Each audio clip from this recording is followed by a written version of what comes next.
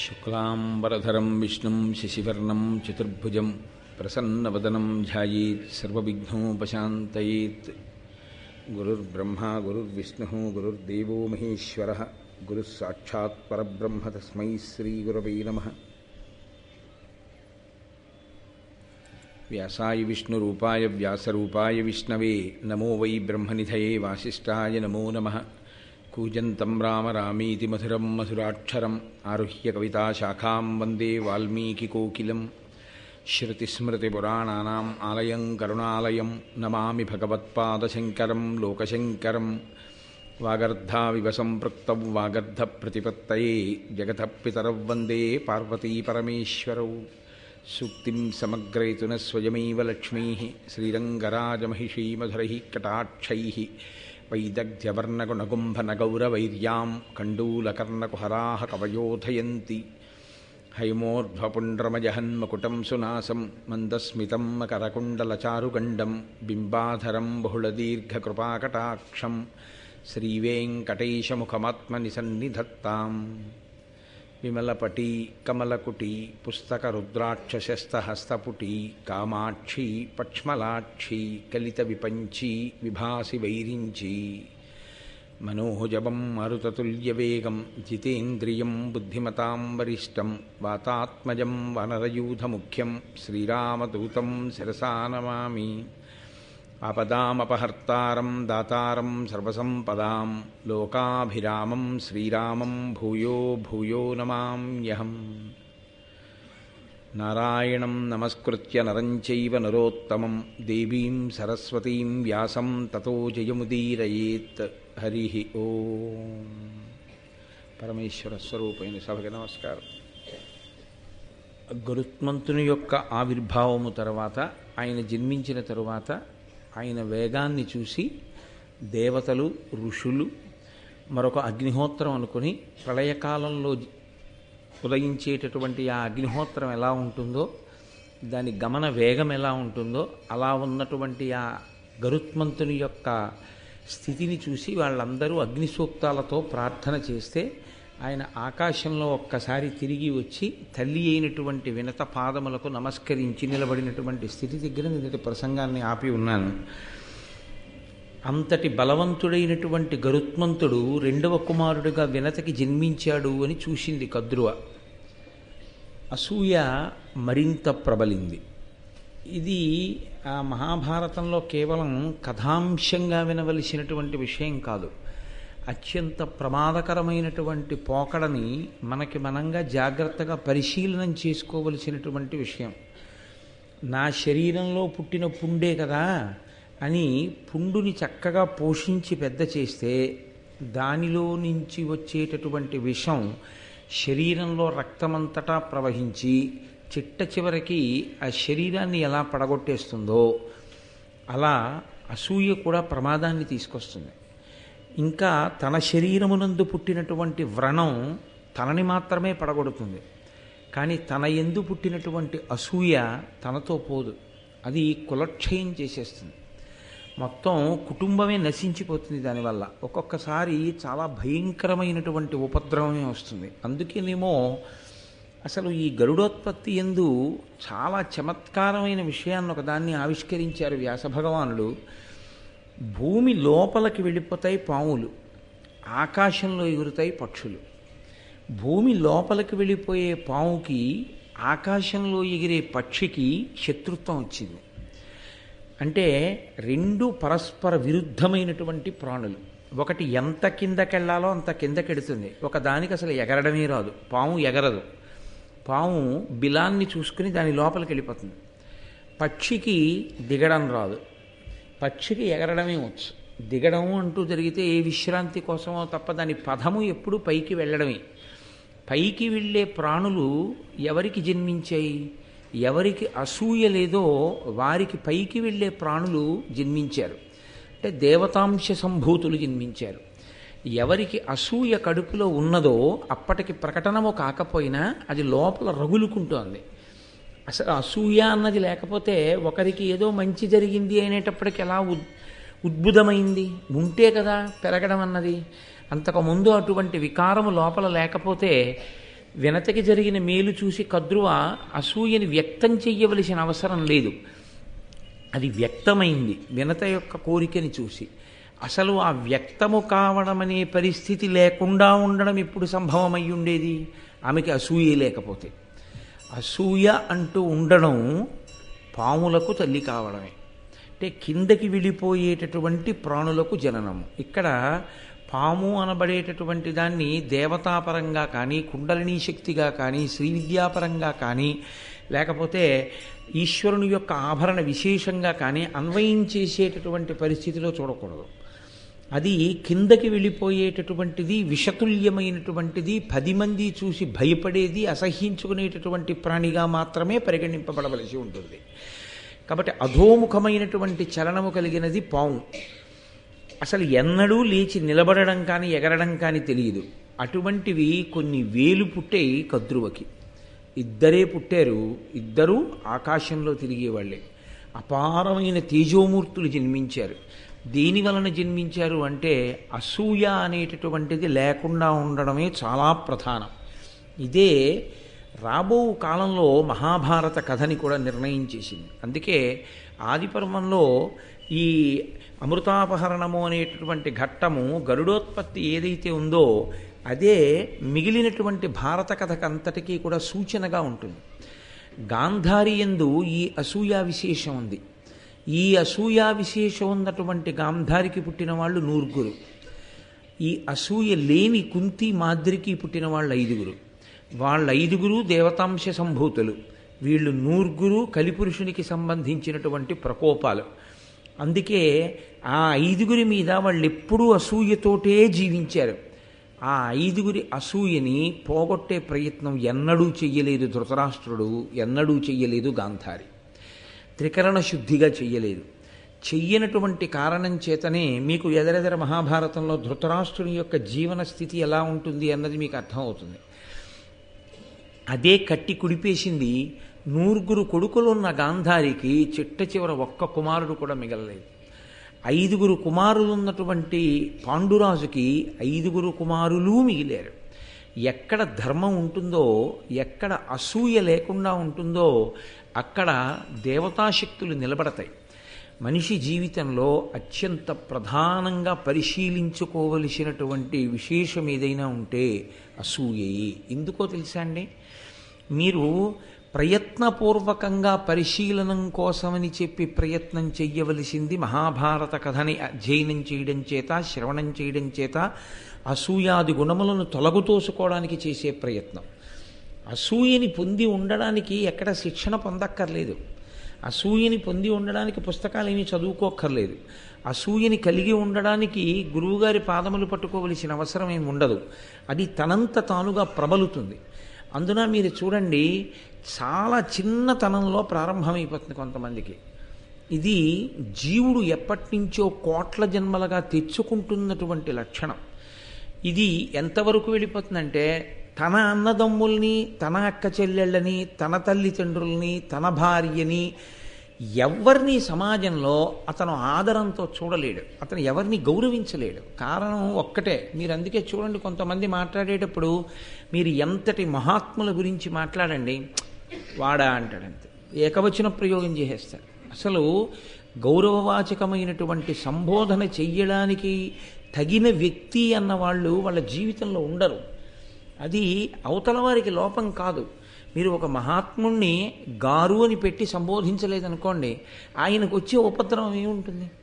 ఆయనవి కోరుకున్నవారు car, అవన్నీ పరిత్యజించి నిలబడిన మహాపురుషుడైన. కానీ ఆయనని గౌరవించడం చేత మనం ఎదుగుతాం. అంటే మనలో ఒక సంస్కారం ఉన్నది అని గుర్తు. అందుకే పూజ చేశాడు అంటే శాస్త్రం ఎందుకు గౌరవిస్తుందో తెలుసా అండి? మీ శక్తికి కారణమైన వాణ్ణి ఒకణ్ణి మీరు గుర్తించి ఆరాధించడం చేత మీలో సుగుణములున్నాయి అని గుర్తు. మీరు ఈశ్వరుణ్ణి పూజ చేశారు అనుకోండి, ఈశ్వరుణ్ణి పూజ చేస్తే ఈశ్వరుడు ప్రీతి చెందుతాడన్నది కాదు అసలు యథార్థానికి సిద్ధాంతం. ఎవడు పూజ చేశాడో వాడు పూజనీయుడవుతున్నాడు అని గుర్తు. అది అసలు యథార్థం. ఒక మహాత్ముడు కనపడినప్పుడు నేను వంగి ఆయన పాదములకు నమస్కరించగలిగాను అనుకోండి, నాలో ఒక మంచి గుణం ఉన్నది, నా యందు పూజనీయమైన లక్షణం ఒకటి ఉన్నది అని గుర్తు. నాకు వినయం ఉంది, వేరొకరిలో ఉన్న మంచి గుణాన్ని నేను గుర్తించగలను. ఆ మంచి గుణాన్ని చూసి నేను ఇంకా ఇంత గొప్ప స్థితిని పొందలేదు, ఎంత సాధన చేస్తే మహానుభావుడు ఆ స్థితిని పొందాడు, అటువంటి వారి ఆశీర్వచనంతో ఎప్పటికైనా నేను ఆ స్థితిని పొందాలి అన్న గౌరవభావంతో మీరు వంగి నమస్కరించారనుకోండి, ఇప్పుడు మీరు పెరుగుతున్నారు. మీ వినయం, మీ పూజ, మీరు చేసినటువంటి ఆ పూజ్య భావన చేత మీరు పూజనీయులయ్యారు, మీరు గౌరవింపదగిన వారయ్యారు. మీరు నమస్కరిస్తే మీ అబ్బాయి నమస్కరిస్తాడు. మీ గురించి ఎప్పుడైనా మాట్లాడవలసి వస్తే పెద్దలైన వారు కనపడితే మా నాన్నగారు ప్రయత్నపూర్వకంగా నేల మీద పడి నమస్కారం చేస్తారంటాడు. ఇంట్లో తండ్రి ప్రతి వారిని వాడు వీడు అని, ఏముందండి పెద్దవాడి పెద్ద విశేషం, వాడికి నమస్కారం ఏంటండి అన్నారనుకోండి మీరు, ఇప్పుడు అవతల వారిలో ఉండేటటువంటి పూజనీయత కించిత్ కూడా క్షీణించదు, ఏమీ క్షీణించదు. ఇప్పుడు మీరన్న మాట ఆయనకి కితాబు కాదు, ఆయన సమర్థతకి అది ఏ విధంగానూ రుజువు కాదు. ఆయన అలాగే ఉంటారు. పూజనీయతని పోగొట్టుకున్నవాడెవరు? ఎవరు అలా మాట్లాడాడో అతనే పోగొట్టుకుంటాడు. అందుకే అసూయ అన్న లక్షణం ఎక్కడుందో అది మెట్లు దింపుతుంది. మీరు ఎప్పుడూ ఒక్కటే జ్ఞాపకం పెట్టుకోవాల్సింది, నిచ్చెన అనబడేటటువంటి వస్తువు ఒక్కటే, కానీ ఎక్కడానికి అదే కారణం, దిగడానికి అదే కారణం. దిగడానికి ఓనిచ్చెన, ఎక్కడానికి ఓనిచ్చెన ఉండవు లోకంలో.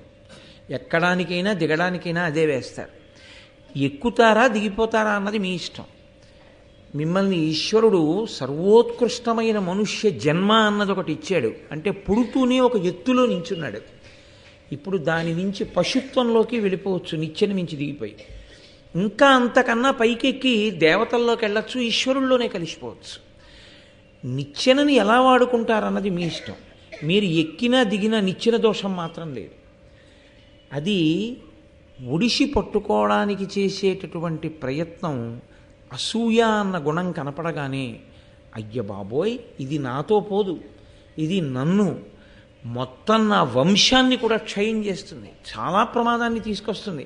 కాబట్టి నేను ప్రయత్నపూర్వకంగా ఈ అసూయ స్థానంలోకి వేరొక దాన్ని తీసుకురావాలి. దేన్ని తీసుకురావాలి? మీరు చాలా జాగ్రత్తగా పరిశీలన చేయవలసి ఉంటుంది. అసూయ కలగడానికి కారణం ఏమిటి? ఆయన మీకన్నా గొప్పవాడిగా కనపడడం వల్లనే మీరు అసూయ పొందారు, లేకపోతే అసూయ రాదు. ఇప్పుడు ఆయన గొప్పవాడిగా కనపడడానికి ఏ కారణం వల్ల నిజంగా కనపడ్డాడు? నువ్వు అసూయ కాసేపు పక్కన పెట్టు, పరిశీలనం చెయ్యి, లోపల ఒకసారి పరిశీలనం చెయ్యాలి. ఆయన ఎందువల్ల గొప్పవాడయ్యాడు? ఏదో ఫలానా విభూతి, ఫలానా కారణం చేత ఆయన గొప్పవాడయ్యాడు. ఆయన క్రమశిక్షణ అటువంటిది, ఆయన సాధన అటువంటిది. శహబాష్. అసూయమాయి ఆయన చేసిన సాధనలో నువ్వు ఎంత సాధన చేయగలవు? ఆయననే ఆదర్శంగా తీసుకొని మనం పైకెక్కగలమా? ఆయనకే నమస్కారం చేస్తూ ఆయనలా తయారు కాగలమా అని మీరు అన్నారనుకోండి, ఇప్పుడు ఆయన ఆదర్శం అయిపోయాడు, అసూయపోయింది. ఇప్పుడు ఆయనకి 10 మాటలు నమస్కరించి ఆయనలా ఉండాలని మీరు చేసే ప్రయత్నం చేత అభ్యున్నత వస్తుంది. వాడెంత వాడండి అని ఆయనను అనుకరించకపోగా, ఆయనలా పెరిగే ప్రయత్నం చేయకపోగా, ఆయనని నింద చేసే ప్రయత్నం చేత కొత్తగా పాపం వచ్చి ఖాతాలో పడి కట్టి కుడిపేస్తుంది. కేవలం మీ మనసుతో భావాన్ని సమన్వయం చేసుకోవడంలో, మీ మనసుని ఎటువైపుకి నడిపించాలనేటటువంటి దాని విషయంలో మీరు బుద్ధిని వినియోగించుకోవడంలో జన్మ సాఫల్యము నిలబడుతుంది. మీరు అన్న మాట నేను వాడినప్పుడు కేవలం మిమ్మల్ని మీరు అనుకోకూడదు. అది నాకు నేను కూడా జ్ఞాపకం చేసుకుంటున్నాను అని మీరు గుర్తుపెట్టుకోవాల్సి ఉంటుంది. నేను ఆ స్థాయిని గెలిచిన వాడనని, మీరు ఆ స్థాయిలో ఉండిపోయిన వారని, అందుకని నేను మీకు ఉపదేశం చేస్తున్నానని మీరు ఎప్పుడూ అనుకోకూడదు. నేను ప్రవచనం చేస్తున్నాను కాబట్టి నేను నన్నయ్య గారిని స్పృహలో ఉంచుకుని మీతో మాట్లాడుతున్నాను. కానీ నన్నయ్య గారు చెప్పింది ఏదుందో అది మీకే కాదు, నాకు కూడా అన్వయమే. కాబట్టి నేను కూడా అసూయ అన్నది నాలో ఎప్పుడైనా తొంగి చూస్తే నేను చెప్పిన మహాభారతమే నాకు మార్గదర్శకం కావాలి. అసూయని తొలగించుకోగలిగిన స్థితిని నేను కూడా పొందాలి అని. కాబట్టి ఇవన్నీ కోటేశ్వరరావు గారు హితోపదేశాలు చేస్తున్నాడు అని మీరు అనుకోకూడదు. నేను కూడా ఈ హితమును నేర్చుకోవడానికి ప్రయత్నిస్తున్నవాడని. కాకపోతే భారతం చెప్తున్నాను కాబట్టి నన్ను ఇక్కడ కూర్చోపెట్టారు, మరింత వినయంతో వింటున్నారు కాబట్టి మీరు అలా కూర్చున్నారు, అదొక్కటే తేడా. కాబట్టి ఇప్పుడు అటువంటి కుమారుడు జన్మించాడు, ఆమె పరిశీలనం చేసుకోవచ్చు, ఇప్పుడైనా పరిశీలనం చేయొచ్చు. ఏమిటి నేను సాధించింది? ఇంత గొప్ప కుమారుడు జన్మించిన కారణం చేత ఎప్పటికైనా దాస్యమన్నది విడిపోతే, దాస్యము అన్నది శాశ్వత లక్షణం కాదు కదండి. పందెంలో గెలిచి తెచ్చుకుంది, ఏ కారణం చేతనో మధ్యలో విడిపోయిందనుకోండి, మధ్యలో వచ్చినది ఏది పూర్తిగా ఉండేది కాదు కదండి. లోకంలో ఏదైనా సరే స్వయంభూ అనో మాట, స్వయంభూ అంటే తనంత తాను విలిసినది అని. స్వయంభూ ఏదో అది ఎప్పుడూ అలాగే ఉండిపోతుంది. స్వయంభూ శివలింగం అంతా కరిగిపోయి అభిషేకంలో ఇంత ముక్కే ఉండిపోయింది అనుకోండి, స్వయంభూ శివలింగం ఉండిపోయిందనే గుర్తు అంతే. ఇంకా కొత్తగా శివలింగం వెళ్ళిపోయింది ఎక్కడికో అని మీరు అనడానికి ఏమి ఉండదు శాస్త్రంలో. అలాగే ఏది శాశ్వతమో అది ఉంటుంది, ఏది అశాశ్వతమో ఏది మధ్యలో వచ్చిందో అది ఉండేది కాదు. నాకు ఉద్యోగం 20 ఏళ్ల తర్వాత వచ్చింది, నాకు వయసు 20 ఏళ్ళు దాటిన తర్వాత వచ్చింది, నాకున్న ఉద్యోగం 60 ఏళ్ల తర్వాత అయిపోతుంది కదా. అలా మధ్యలో వచ్చినవన్నీ మధ్యలో వెళ్ళిపోయేవే. దాస్యం కూడా తన కృతకమైన ప్రణాళిక చేత తెచ్చింది వినతకి, ఈశ్వరానుగ్రహం కలగగానే పోతుంది. ఎందుకనంటే మీరు ఒకటి గమనించండి, విడుదల పొందుతోంది వినత, నశించిపోయేటటువంటిది నశింపచేసేదాన్ని పట్టుకుంటోంది కద్రువ. ఏ అతిశయం ఉందో వినతకి ఆ అతిశయం పోతోంది దాస్యం చేత, ఆ అహంకారం పోతోంది. కాబట్టి ఆవిడిప్పుడు ఉన్నతి వైపుకు అడుగులు వేసేస్తోంది. ఒక చెడుగుణం పోతోంది ఆవిడికి, కానీ తనకి ప్రతి క్షణం అసూయని పెంచుకుంటోంది. దీనివల్ల నిన్ననే అనేసింది, ఎక్కడో ఎవరో ఏదో చెయ్యక్కర్లేదు కొత్తగా. ఏ అసూయ తన కడుపులో ఉందో ఆ అసూయ వినతమించి పెంచి పోషించడం వల్ల తన బిడ్డల మీదకే వెళ్ళింది, వెళ్ళి తన బిడ్డలకే శాపవాక్కిచ్చి ఏమిటి సాధించుకుంటోంది? మహాభారత సందేశం చాలా ముఖ్యం. ఆ సందేశాన్ని పట్టుకోగలిగితే అది వ్యాస భగవానుని యొక్క ఆర్తి, అది నన్నయ భట్టారకుని యొక్క ఆర్తి. అందుకుని మహానుభావులు మహాభారతాన్ని ఇచ్చింది. ఇది తొలగతోసుకుని అభ్యున్నతి పదంలో నడవాలి. ఆర్షధర్మంలో ఉన్న వాళ్ళ కాదు, ఎవరైనా వాళ్ళు అలా ఆర్షధర్మంలో ఉన్న వాళ్ళ కోసం మాత్రమే రచన ఎప్పుడూ చేయలేదు, వాళ్ళు సమస్త మానవాళి కోసమే రచన చేశారు అని చెప్పవలసి ఉంటుంది. కాబట్టి ఇప్పుడు వినతకి నమస్కరించినటువంటి గరుత్మంతుణ్ణి చూసింది. ఏమవుతాడైనా కొడుకే తనకిని ప్రేమార దగ్గరికి తీసుకోవచ్చు, కౌగిలించుకోవచ్చు, ముద్దు పెట్టుకోవచ్చు, తొడ మీద కూర్చోబెట్టుకోవచ్చు. నాన్న ఎంతటి బలపరాక్రమవంతుడివిరా, నీలాంటి వాడు కొడుకుగా జన్మించడం వల్ల నేను మీ అమ్మ కూడా అభ్యున్నతిని పొందాం. నీవు పుట్టిన సందర్భంలో నేను మీ అమ్మకు ఒక కానుకిస్తున్నాను, ఇక దాసి కాదు, మేమిద్దరం సహజంగా పుట్టుకతో అక్క చెల్లెండం. మధ్యలో వచ్చింది పంద్యాలలో ఈ దాస్యం, అది శాశ్వతంగా ఉండవలసిన విషయం కాదు, విడిచిపెట్టేస్తున్నాను అని ఉంటే మహాభారతం ఇంకోలా ఉండేది కాదు. అలా అనలేకపోయింది, కడుపు మరింత మండిపోయింది, ఇటువంటి కుమారుడా అని. వెంటనే ఆవిడికి వచ్చినటువంటి ఆలోచన ఏమిటో తెలుసా అండి, దాసికి చెందినది కూడా నాకు దాస్యమునకే ఉపయోగపడాలి. ఇది ఆవిడికి వచ్చినటువంటి ఆలోచన. అంటే నేను ఏదైనా ఒక వస్తువుని కొనుక్కున్నాను అనుకోండి, ఆ వస్తువుకి పెరిగే లక్షణం ఉందనుకోండి, ఏ కారణం చేతనన్నా. నేను ఓ 1/4 కిలో శనగలు కొనుక్కున్నానండి, కొనుక్కుని అందులో ఏదో 100 గ్రాములు శనగలు నానబోసి ఒక పట్టుకెళ్ళి ఏదో కుండీలో వేశాను. ఇప్పుడు మొలకలయ్యి ఇంకొన్ని శనగలు వచ్చాయి. ఎవరివి అవి? అవి కొట్టువాడివండి. అదేంటంటే ఈ శనగలు మాత్రమే నావి, 100 గ్రాముల శనగలు వచ్చిన మళ్ళీ శనగలు ఏమున్నాయో యజమానికి ఇచ్చేయాలని అంటానా? నేను కొన్న శనగల వలన ఉత్పాదమైనటువంటి ఇతర శనగలు ఏ ఉన్నాయో, ఫలసాయముగా వచ్చిన ఇతర శనగలు ఏ ఉన్నాయో అవి కూడా నావే. అలా వ్యక్తులకు కూడా అన్వయం చేసింది ఆవిడ. వినత దాసి అయితే వినతాపుత్రుడు కూడా నాకు దాస్యం చేయవలసిన వాడే. ఇప్పుడు ఇది ఇంకా ఎంత దూరం వెళ్ళిందో తెలుసా అండి? ఆమె నాకు దాసి అయితే వీడు నా పుత్రులకు దాస్యం చెయ్యాలి అంటే ఎంత దూరం వెళ్ళిపోయిందో చూడండి. ఆ వక్రమైన ఆలోచన ఎంత అసూయతో వెళ్ళిపోయిందో చూడండి. వెళ్ళి ఆవిడంది వెంటనే ఆ పిల్లవాడిని చూసి, ఆ గరుత్మంతుణ్ణి చూసి, లోకమంతా మునులకు ఋషులకు దేవతలకు స్తోత్రం చెయ్యవలసిన లక్షణం గరుత్మంతుడిలో కనపడింది. కద్రువకి కనపడలేదు. అంటే ఏమనుకోవాలి? గరుత్మంతుడిలో లేదనుకోవాలా? ఈవిడికి కనపడలేదనుకోవాలా? ఈవిడికి కనపడలేదనవలసి ఉంటుంది. ఈవిడికి కనపడకపోవడం గరుత్మంతుడికి తక్కువతనం మాత్రం కాదు కదూ. గరుత్మంతుడికి తక్కువతనం కాకపోవడం ఎప్పటికోప్పటికి గరుత్మంతుడి ఎక్కువతనమే తల్లికి ప్రయోజనాన్ని చేకూరుస్తుంది. ఇది మీరు ఏ విషయంలోనైనా లౌకికంగా కూడా అన్వయం చేసుకోవడం నేర్చుకుంటే మీరు చాలా హాయిగా జీవనం చెయ్యగలిగినటువంటి స్థితి వస్తుంది. అసలు ఆశ్చర్యం ఏమిటో తెలుసా అండి? లోకంలో ఉన్న బలాలన్నీ మీ బలాలే. ఎప్పుడు తనకి అని ఉన్నది ఒక్కటే తనది కాదు. మీరు పరమ ప్రేమతో అందరితో కలిసి ఉన్నారనుకోండి, వాళ్ళ బలం మీ బలం. ఇప్పుడు ఇవాళ సాయంకాలం మా ఇంటికి దంపతులు వచ్చారు. పేరెందుకు? ఆ దంపతులకి ఒక్కడే కొడుకు. వాడికి టీసీఎస్లో మంచి సాఫ్ట్వేర్ ఇంజనీర్గా ఉద్యోగం వచ్చింది. వాడు ఏదో ట్రైనింగ్కి వెళ్ళి వాడికి ఫస్ట్ నెల జీతం వచ్చింది. ఇప్పుడు వాడు ఆ జీతంలో ఎవరికి కొనాలి బట్టలు?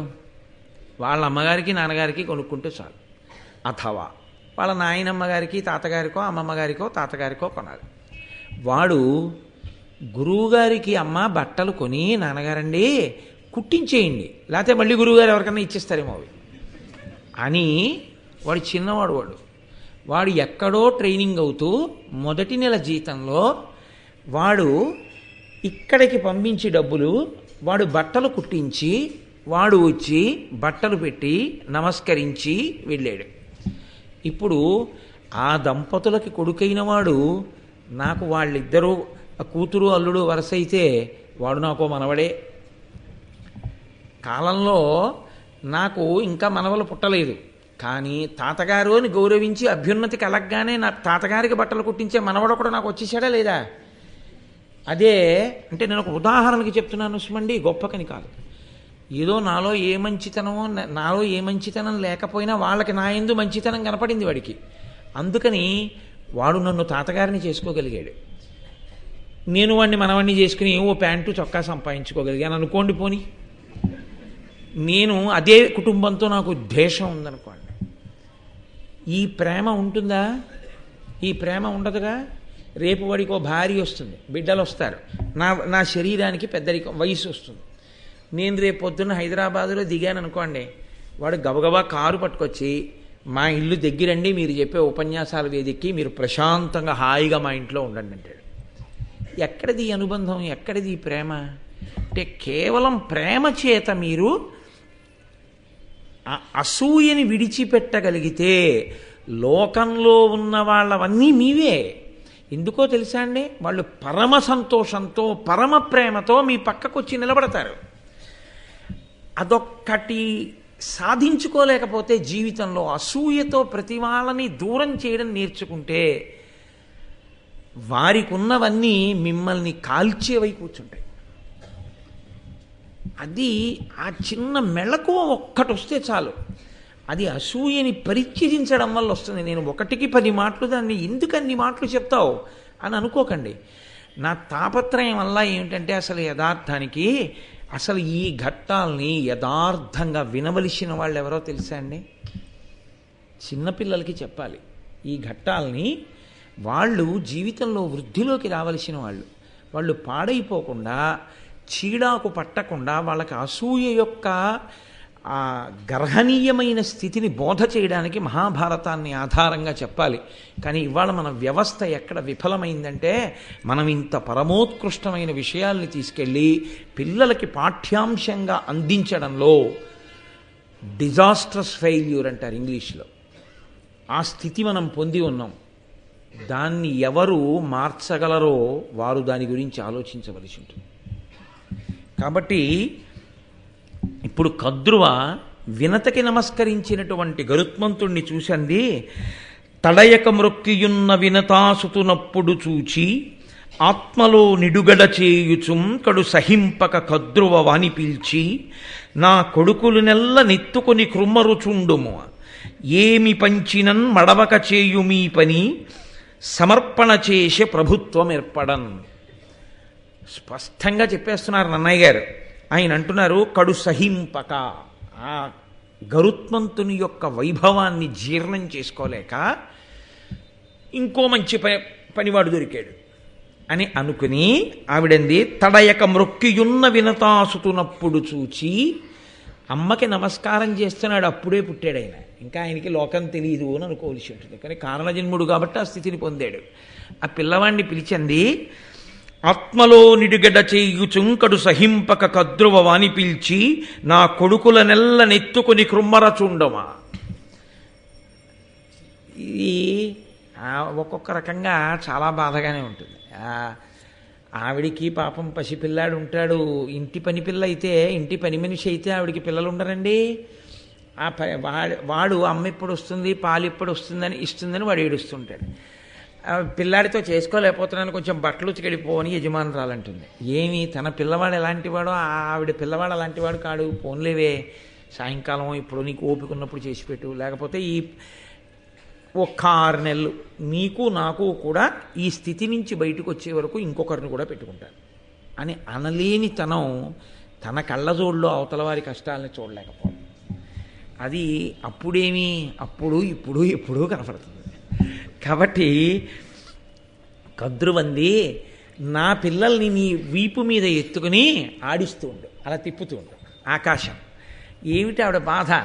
అంత వేగంగా తిరగలవు కదూ, నీ బలం ఎందుకు పనికి రావాలంటే నా పిల్లల్ని ఆడించడానికి పనికి రావాలి అంతే, అంతకన్నా ఇంకెందుకు పనికి రాకూడదు సుమా. అది అన్నమాట తాపత్రయం. చూడండి, బాగా తెలివైన వాడిని చదువుకోకుండా చేయడం ఇలాంటివి ఎలా ఉంటాయో ఈ పనులు కూడా అలాగే ఉంటాయి. ఇంతకన్నా పైశాచికత్వం ఏముంటుందండి లోకంలో? అసూయ అన్నది పెరిగితే ఎంత పైశాచికత్వం వైపుకి వెళ్ళిపోతుందో చూడండి. అని ఏమి పంచినన్మడవక చేయుము ఈ పని.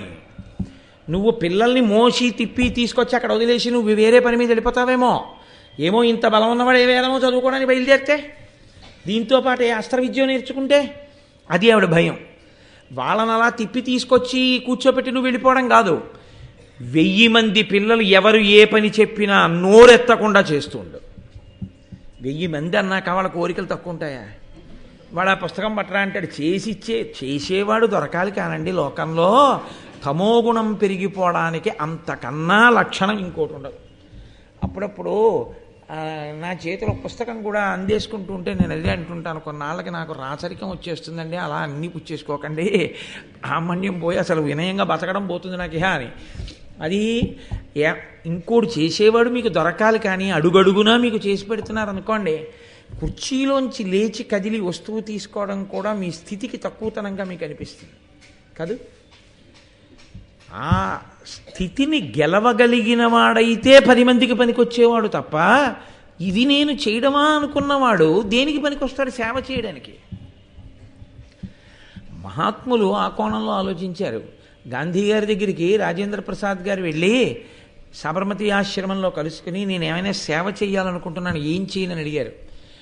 ప్యాట్ కేమ్ ది రిప్లై అంటారు. అలా గాంధీ గారు వెంటనే రాజేంద్ర ప్రసాద్ గారికి అప్పచెప్పిన పని ఏమిటో తెలుసా అండి?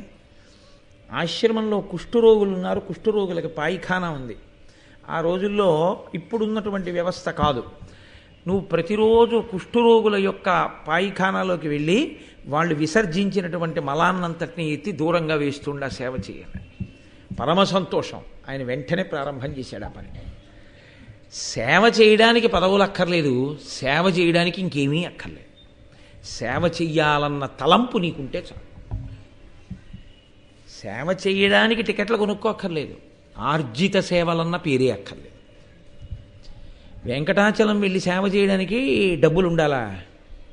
వెంకటరమణుడు మాడవీధుల్లో తిరుగుతున్నప్పుడు నువ్వు జాగ్రత్తగా ఆయనతో పాటుగా గోవిందనామం చెప్పుకుంటూ తిరుగు చాలు. 7 కొండలు గోవిందనామం చెప్తూ ఎక్కు చాలు. వెంకటేశ్వర స్వామిని ఒక్కసారి నువ్వు దర్శనం చేసి, నేనే 10 మాటలు దర్శనం చేస్తే నాలాగే అందరూ ఆయనకి బిడ్డలు, అంతమంది చూడాలి కదా, నేను ఒక్కమారు దర్శనం చేసుకుని వెడుతూ ఉంటాను. ఈశ్వరా, నేను నిన్నెన్ని మాటలు చూశానన్నది కాదు, నువ్వు నన్ను చల్లగా చూస్తే చాలు అను. నువ్వు 10 మాటలు చూస్తే అదృష్టమా, ఆయన నిన్ను చూస్తే అదృష్టమా? ఆయన నిన్ను చూడ్డానికి నువ్వు ఆయన ఒక్కసారి చూడడమే నిజానికి ధర్మం. లక్షల మంది వెనకాల ఆయన్ని చూడ్డానికి ఉన్నారా? నువ్వేనా ఆయన బిడ్డడివి? వాళ్ళందరూ కారు. నువ్వు ఒక్కమారే చూడు. నువ్వు ఒక్కమారు చూడడం నేర్చుకుంటే, ఒక్కమారు ఈశ్వర దర్శనం చేసుకుని చాలు ఆయన దృష్టిలో పడ్డాను అని నీకు వచ్చేయడం అలవాటైపోతే అందరూ హాయిగా ఉంటారు. ఇన్ని లఘు, మహాలఘు, అతి లఘు, ఇన్ని పెద్ద పెద్ద విషయాలు కనిపెట్టవలసిన అవసరం ఏమి ఉండదు. హాయిగా అందరూ రాముల వారి మేడలోకి వెళ్ళి దర్శనం చేసుకోవాలి. అది లేకే వచ్చింది కదా ఈ దరిద్రం అంతాను. కాబట్టి ఈ పిల్లల్ని ఎత్తుకొని మోస్తూ ఉండు. మోయడం కాదు, వాళ్ళు ఏం చెప్పినా చేస్తూ ఉండు. అంటే ఆయన ఏమంటాడు? ఆయన ఏం అనలేదు. ఎందుకు అనలేదో మీరు గమనించాలి సుమండి. అది చాలా అవసరం. ఎందుకు అనలేదు గరుత్మంతుడు? ఛనోర్మొయ్ అనలేడేమిటి? అనగలడు, కానీ అనలేదు. ఎందుకు అనలేదో తెలుసా అండి? బిడ్డలకున్న పరానుకరణము. ఇది మీరు గుర్తుపెట్టుకోవాలి. బిడ్డలకి ఎప్పుడూ ఒక లక్షణం ఉంటుంది, పరానుకరణము. పరానుకరణము అంటే అనుకరించుట. మొట్టమొదట వాళ్ళు ఏది ఎలా చేద్దాము అన్న దాని విషయంలో అనుకరిస్తారు. ఈ అనుకరించడానికి వాళ్ళు ఎంచుకునే మొదటి వస్తువు ఏదో తెలుసా అండి ప్రపంచంలో? అమ్మ. అమ్మ ఏం చేస్తుందో అదే చేస్తారు. వాడు అమ్మ నువ్వు అంటాడు, నాన్న నువ్వు అంటాడు. అమ్మ అంటుంది తప్పు, నన్ను నువ్వను, నాన్నగారు మీరనాలి అంటాడు. నాన్నగారండి మీరంటాడు, అమ్మ నువ్వు అంటాడు. అమ్మే రక్షకురాలనుకుంటాడు. అమ్మ అంటుంది కాదు, నాకు రక్షకుడు మీ నాన్నగారే, నీకు రక్షకుడు మీ నాన్నగారే. నాన్నగారు అమ్మని దెబ్బలాడతారు, అమ్మ కళ్ళొత్తుకుంటుంది. కొడుకు ముఖం ఎర్రబడిపోతుంది. మీరు చూడండి, ఎప్పుడైనా అమ్మ జోలికెడితే నాన్నగారైనా సరే కోప్పడితే పిల్లాడికి చాలా కోపం వచ్చేస్తుంది. ఎర్రబడిపోయిన ముఖంతో ఉంటాడు. అప్పుడు వాడు అమ్మ దగ్గరికి వెళ్ళి, అమ్మ ఎందుకమ్మా నాన్నగారు నిన్ను అలా దెబ్బలాడారు అంటాడు.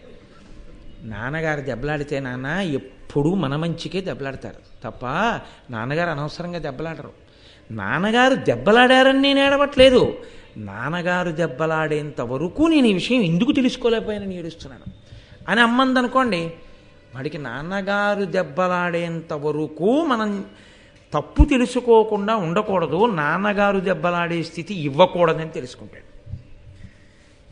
ఈనాడు సుఖపడ్డానరా, మీ తాత తీసుకెళ్ళి ఆయన చేతిలో పెట్టాడు, పెళ్ళి అయినప్పటి నుంచి ఇంతే, నువ్వైనా నన్ను గట్టెక్కించాలి నాన్న అందనుకోండి, వాడికి ఏమర్థం అవుతుందంటే ఈ నాన్న శత్రువు అని అర్థం అవుతుంది.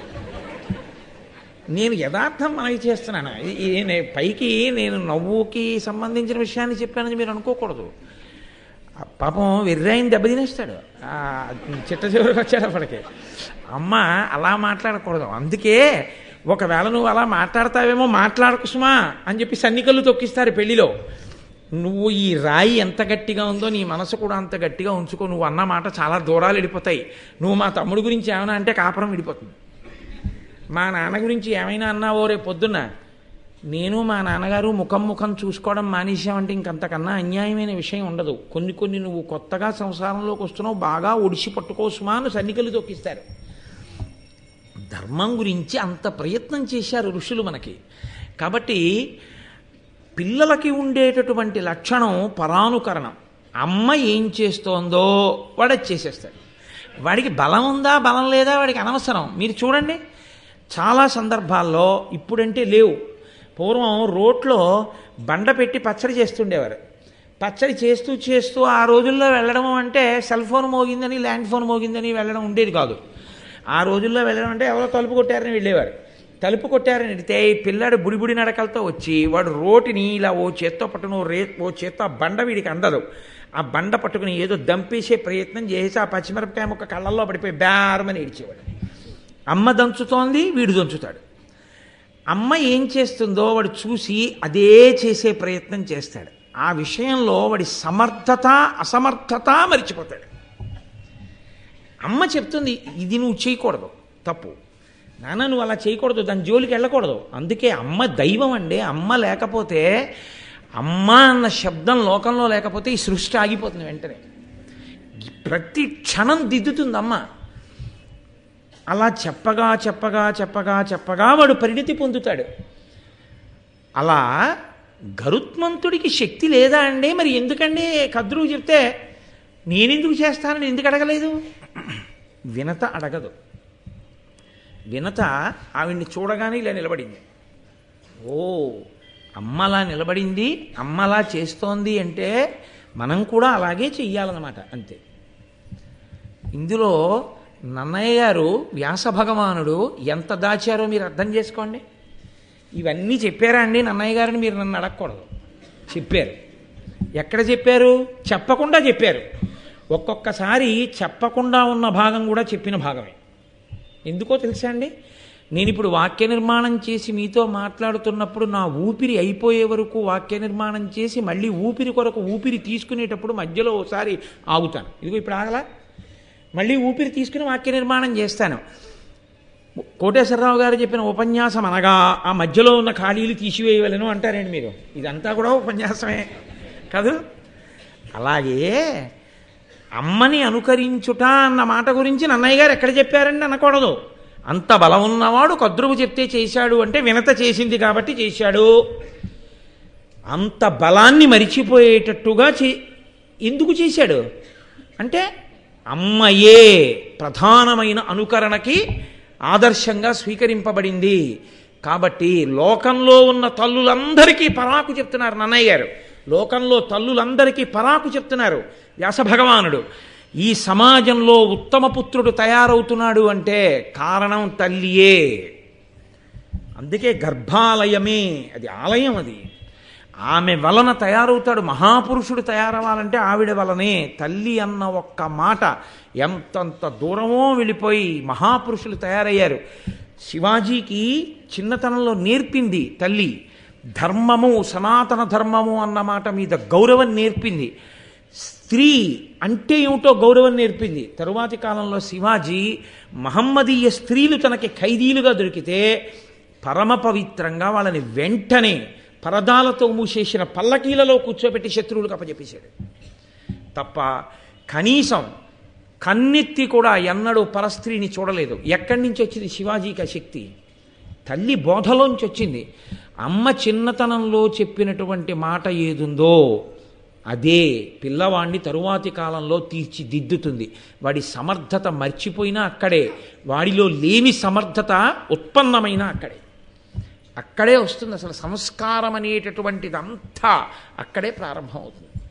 కాబట్టి అంత గొప్ప విషయాన్ని ప్రతిపాదన చేస్తున్నారు. ఇప్పుడు గరుత్మంతుడు ఆపన్నగ ముఖ్యుల తన వీపున పెట్టుకొని పరచి విపినములు మహాద్వీపములు గిరులు అఖిల దిశాపాలపురములు చూపే చనవరలకు.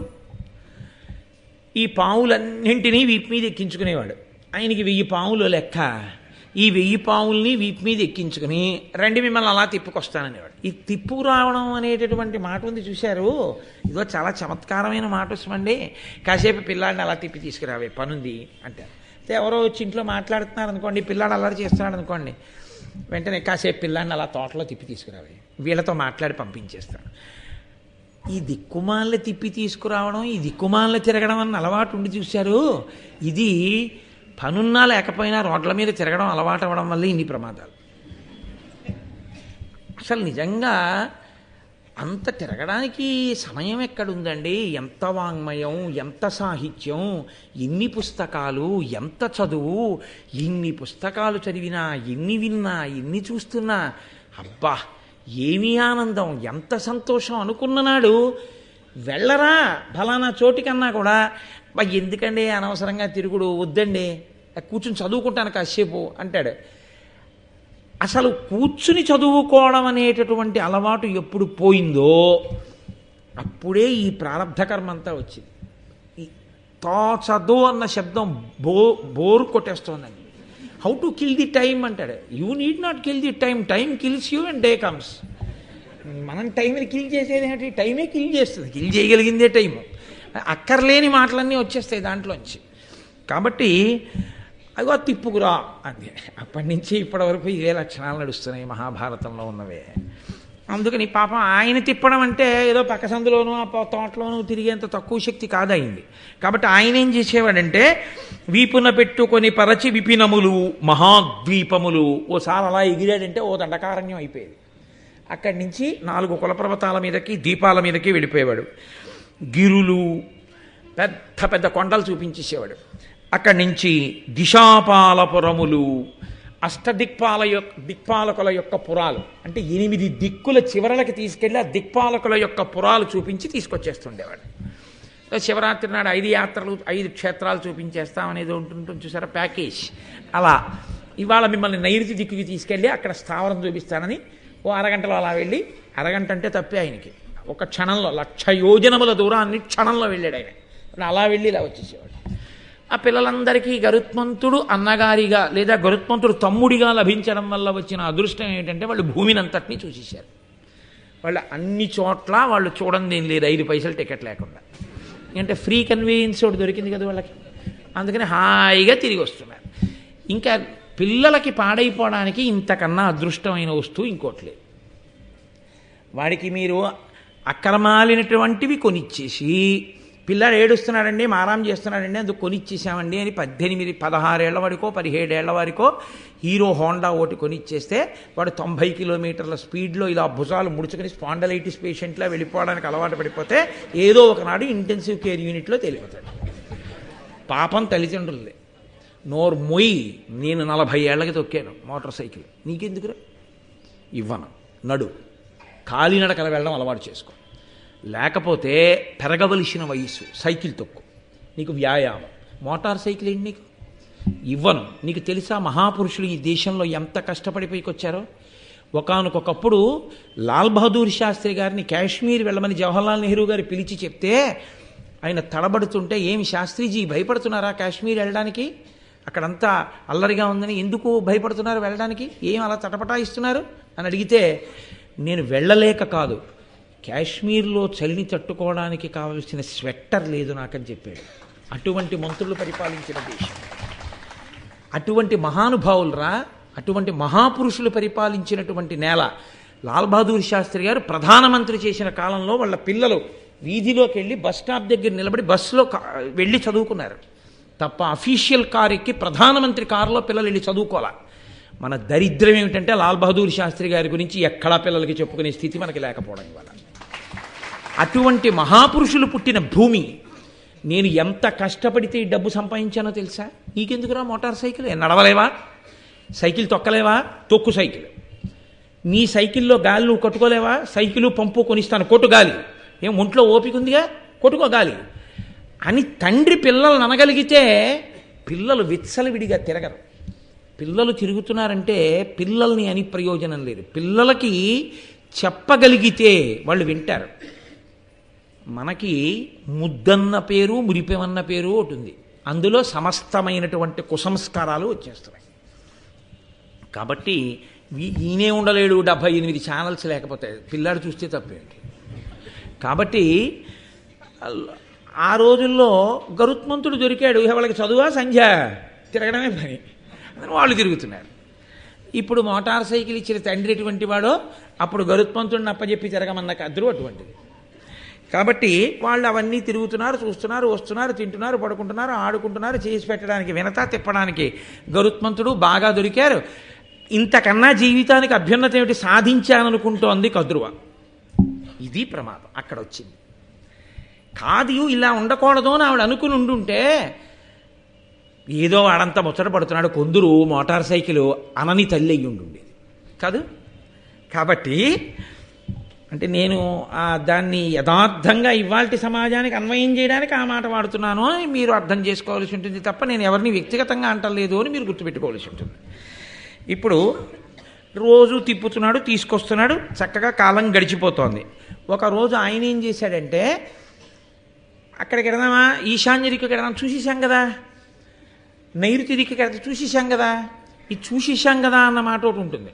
కాబట్టి ఇంకా మళ్ళీ వాడు అక్కడికి వెళ్ళడు. తిరుపతి అయినా సరే నాతో కొంతమంది అంటుంటారు, తిరుపతి వెళ్ళినప్పుడు అక్కర్లేదు కానీ మీరు ఇంకెక్కడికైనా వెళ్ళినప్పుడు చెప్దురు అంటారు. అంటే నాకు చాలా ఆశ్చర్యంగా ఉంటుంది. తిరుపతి వెళ్ళినప్పుడు ఎందుకు వద్దు అన్నాను అనుకోండి. తిరుపతి చాలా మాటలు చూసామండి అంటే, తిరుపతి చాలా మాటలు చూశారా అని మీరు తీర్థం పేరు అడిగారు. అది ఎక్కడుందండో, ఏమిటి చూసేశారు? వాడు చూసేసాట తిరుపతి, ఇంకా అక్కర్లేదు వాడికి జీవితం. తిన్నాం ఎందుకు తింటున్నావు మరి అంటే, చూసేశాం కదా అనడం ఒక లక్షణం.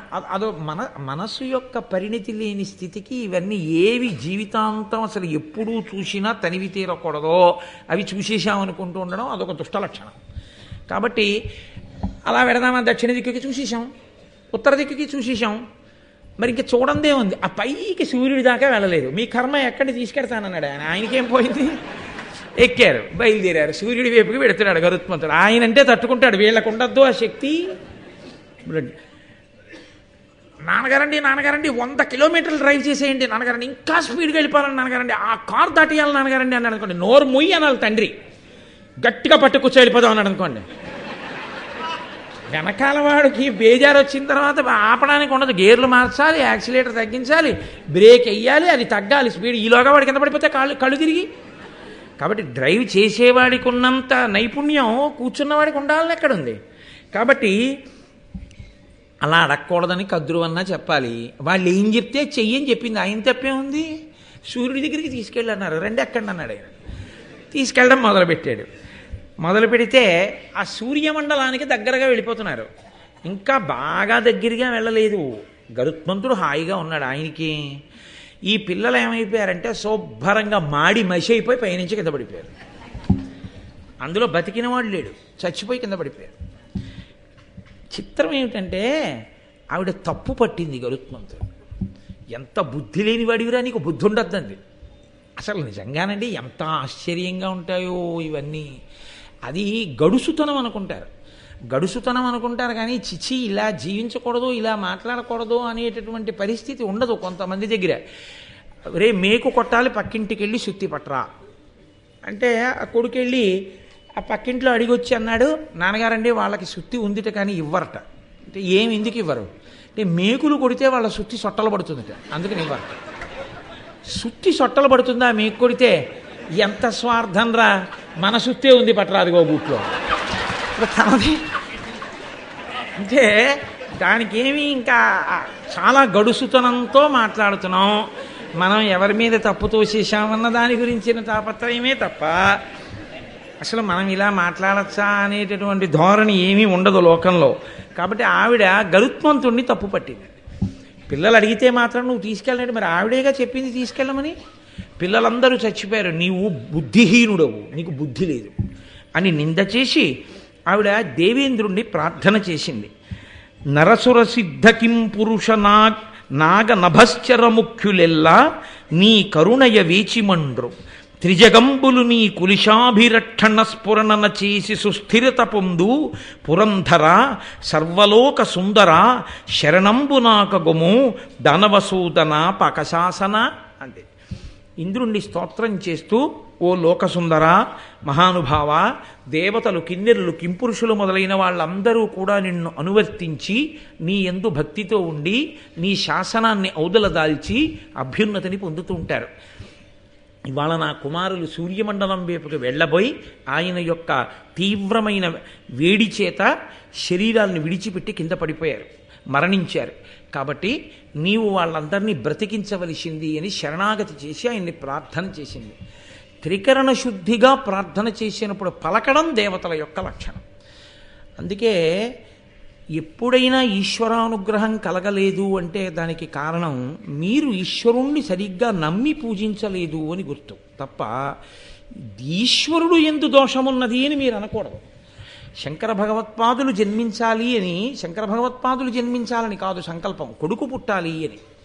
శివగురువు ఆర్యాంబ త్రిశూర్ క్షేత్రానికి వెళ్ళి భజన చేశారు. భజన అంటే 41 రోజులు పైచిలకు అక్కడ ఉండి ఈశ్వరుణ్ణి సేవిస్తారు. అలా సేవించారు. సేవిస్తే వాళ్ళకి కొడుకు పుట్టేటటువంటి అదృష్టం కనపడలేదు, ఈశ్వర దర్శనం కాలేదు. శివగురు వచ్చి ఆర్యాంబతో అన్నాడు, ఇక్కడ ఇన్ని రోజులుండి మనం ఈశ్వరుణ్ణి ప్రార్థించాం, కానీ ఆయన మనల్ని అనుగ్రహించలేదు. కాబట్టి ఇలా చేయడం వల్ల ఈశ్వరానుగ్రహం కలుగుతుంది అని నేను అనుకోవట్లేదు, భగవంతుడు అనుగ్రహించట్లేదు, కాబట్టి ఆపు చేసి వెళ్ళిపోదాం అన్నాడు. అంటే వెంటనే ఆర్యాంబంది, నో దేవతాను జడిమా జడిమా మనుష్యే. దేవతల తప్పు అని అనకు, నీవు సక్రమంగా చేసి ఉంటే దేవతలు అనుగ్రహించి ఉండేవారు, ఈశ్వరుడు కనపడేవాడు. నీవు సక్రమంగా చెయ్యలేదు, నువ్వు చెయ్యలేదు కాబట్టి ఈశ్వరుడు కనపడలేదు. నీ ఎందు దోషం అనకు తప్ప ఈశ్వరుడు ఎందు దోషం అనకండి. అందుకు కదండి సాక్షాత్ పరమేశ్వరుడే ఆవిడ గర్భవాసమే చెయ్యాలని నిర్ణయించుకోవడానికి కారణం ఆవిడ యొక్క విశ్వాసం. ఇప్పుడు శివగురు వెళ్ళి మళ్ళీ ప్రార్థన చేశాడు. పరమశివుడు సాక్షాత్కరించి, నేనే నీకు కుమారుడిగా పుడుతున్నానని సాక్షాత్ కైలాసవాసి అయిన పరమేశ్వరుడు కాలటివాసి అయినటువంటి శంకర భగవత్పాదులుగా నమ కపర్తిని చ వ్యుక్త కేశాయ చ, జటాజూటంతో ఉండే పరమేశ్వరుడు, బోడిగుండుతో ఉండే పరమేశ్వరుడుగా ఈ లోకంలో పుట్టి ఆర్యాంబ గర్భవాసం చేసి శంకర భగవత్పాదులుగా పుట్టి భారతదేశం నలుచెరగల పాదచారి అయి సంచరించి అధార్మికమైన వేద ప్రమాణములు తిరస్కరించే వాదనలను ఖండించి వేదాంతర్గతమైనటువంటి అద్వైత సిద్ధాంతము యొక్క ప్రామాణ్యమును స్థిరీకరించి, ఆయన కొత్తగా కనిపెట్టినది కాదు అద్వైతం, అద్వైతం వేదాంతర్గతం, వేదాంతర్గతమైన ప్రామాణికమైన అద్వైత సిద్ధాంతాన్ని రుజువు చేసి మళ్లీ అవైదికమైనటువంటి మతములు భారతదేశంలో ప్రవేశించకూడదని తూర్పున జగన్నాథులో గోవర్ధన పీఠము, పడమర ద్వారకలో కాళికాపీఠము, ఉత్తరమున బదరికాశ్రమంలో జ్యోతిపీఠము, దక్షిణమున శృంగగిరిలో శారదాపీఠము, 4 వేపులా 4 పీఠములను కాపు పెట్టి ఆ పీఠాలకి పరంపర ఏర్పాటు చేసి ఎక్కడ ఏది ఆమ్నాయం జరగాలో నిర్ణయం చేసి కంచికామకోటి పీఠానికి తాను స్వయంగా ఆధ్యక్షం వహించి పీఠాధిపతి అయి మహానుభావుడు భారతదేశానికి ఇంతగా సనాతన ధర్మ వైభవాన్ని అందించిన శంకర భగవత్పాదుల అవతారంగా పరమేశ్వరుడు భూమండలానికి రావడానికి కారణం ఆనాడు ఆర్యాంబ అన్న ఒక్క మాట, దేవతలది కాదు దోషం నీదే అని అంది కాబట్టి వచ్చింది శంకరాచార్యుల వారి అవతారం. దేవతల మీద నమ్మకం నీకుండి ప్రార్థన చేస్తే దేవతలు పలుకుతారు.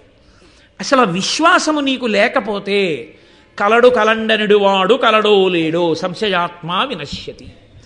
ఆ అనుమానం ఎక్కడుంటుందో ఆ విశ్వాసము లేని చోట ఈశ్వరానుగ్రహము ఉండదు. ఏదో 10 రాళ్లతో పాటు అదో రాయి అనుకున్న వాడికి కాదు ఈశ్వరానుగ్రహం. ఈశ్వరుడు ఉన్నాడు అని నమ్ముకున్నవాడు ఎవడున్నాడో వాడికి ఈశ్వరానుగ్రహం తప్పకుండా ఉంటుంది. ఆనాడు కాదు, ఈనాడు కాదు, ఏనాడు ఉంటుంది. యథార్థంగా జరిగాయండి. ఒంటి నిండా నగలు దిగేసుకుని రైలు లేట్ అయిపోయి ఆ తిరువన్నామలలో దిగి ఒక ఆవిడ పెళ్లికెడుతోంది. వెడుతూ ఆటోవాడిని పిలిచి, ఫలానా వీధిలో పెళ్లివారింటికి వెళ్ళాలి, తీసుకెళ్ళమని అడిగింది. అడిగితే అలాగేనని ఎక్కించుకుని అతను అరుణాచలం కొండలో ఉన్నటువంటి చెట్లలోకి తీసుకుపోతున్నాడు ఆటో. ఆవిడ బంగారాన్ని ఒలిచి దోచుకుందామని. ఆవిడికి ఏం చెయ్యాలో అర్థం కాలేదు. ఏం చెయ్యాలో అర్థం కాక అరుణగిరి వంక చూసి, ఇది స్థూల శివుడు అంటారు కాబట్టి నేను ఇప్పుడు ఆయన పాదాల దగ్గర నిలబడి ఉన్నాను, నేను పరమేశ్వరుడి పాదముల చెంత నిలబడి ఉండగా వీడు నా బంగారం ఒలవగలడా? ఆవిడ ప్రార్థన చేసింది. శివ, నేను నీ పాదముల దగ్గర నిలబడి ఉన్నాను, వీడు నా ఒంటి మీద చెయ్యేసి బంగారం ముట్టుకోగలడా? నువ్వు నన్ను కాపాడుతున్నావు అందంతే ఆవిడ కొండ చూడలేదు, ఈశ్వరుణ్ణి చూసింది అంతే. ఉత్తర క్షణం ఎక్కడి నుంచి వచ్చారో తెలియదు. ఆవిడ మహదైశ్వర్యవంతురాలు, బాగా చదువుకున్నది. ఈలలు వేసుకుంటూ పోలీస్ వ్యాన్ వచ్చి పోలీసులు వచ్చి ఆటో వాడిని పట్టుకుని అరెస్ట్ చేసి తీసుకుపోతుంటే ఆవిడ నెంబర్స్ రాసుకుని నన్ను రక్షించారు కాబట్టి గవర్నమెంట్కి నేను లెటర్ రాస్తానని చెప్పి, ఆవిడ పెద్ద అధికారి భార్య. ఆవిడ మరునాడు పెళ్ళి అయిపోయిన తర్వాత పోలీస్ స్టేషన్లో ఎంక్వైరీ చేసింది ఆ నెంబర్స్ ఉన్న పోలీస్ కానిస్టేబుల్స్ ఎవరని. పోలీస్ స్టేషన్లో చెప్పారు అసలు ఆ నెంబర్స్ ఉన్న కానిస్టేబుల్స్ లేరు, ఆ నెంబర్స్ లేవు ఇక్కడని చెప్పి. మరి ఎక్కడి నుంచి వచ్చారు? కావ్యకంఠ గణపతి ముని అన్నం కోసం ఏడుస్తుంటే గణపతి గుడి ఇల్లుగా మారి అందులోంచి అన్నపూర్ణమ్మ అన్నం పెట్టి తాంబూలం ఇస్తే తాంబూలాన్ని పక్కన పెట్టుకుని అన్న తమ్ముడు పడుకుని నిద్రపోయారు అరుణాచలంలో. తెల్లవారి నిద్ర లేచేసరికి అది గణపతి దేవాలయం. అమ్మవారు రాత్రి ఇచ్చిన తాంబూలాలు కూడా వాళ్ళ పక్కన పెట్టున్నాయి. నమ్ముకున్నవాడికి నమ్ముకున్నంత. నీకు ఈశ్వరుడు ఉన్నాడు అన్న నమ్మకం నీకుంటే నిన్నెలా గట్టెక్కించాలో ఈశ్వరుడికి తెలుసు.